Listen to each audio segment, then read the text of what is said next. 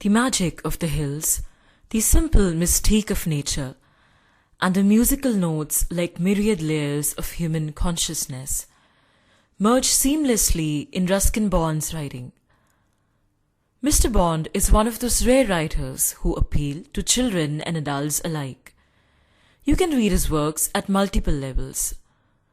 The Room on the Roof is a delightful tale of the adventures of Rusty for a child.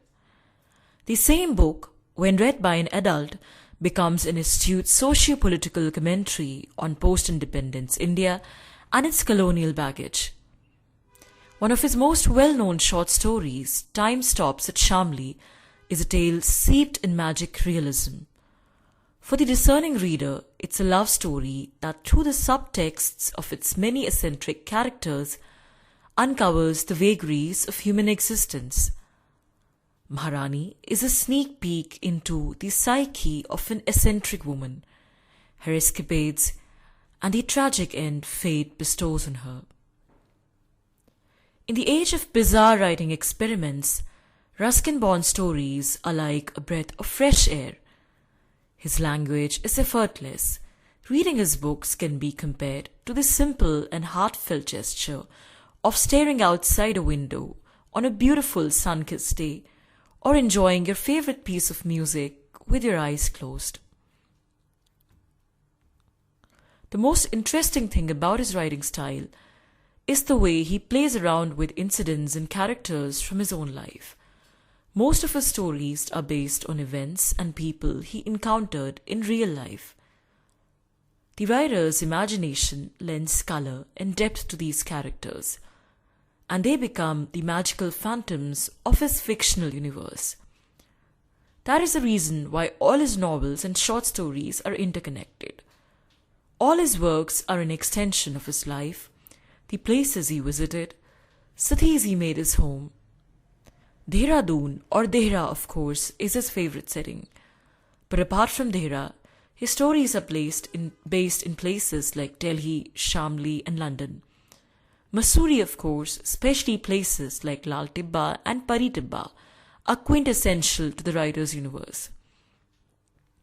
The unique interconnectedness of stories has a profound effect on the reader. The reader feels they're a part of the intimate universe of Ruskin Bond. They begin to feel for the characters and places.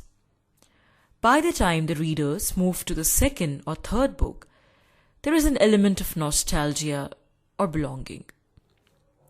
Ruskin Bond has some interesting advice for young writers based on his writing style.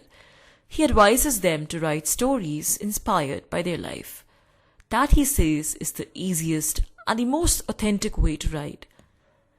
Weaving an imaginary story is difficult, even more so for a first-time writer. That's why new writers should take their life as a reference point for getting material for their plots. Ruskin Bond gives some valuable advice to young writers through his book, How to Be a Writer.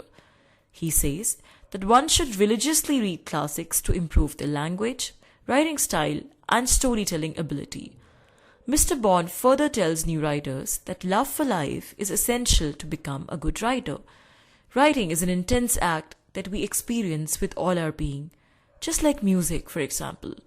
So unless you have a passion for life and write with all your being, your writing will be lifeless.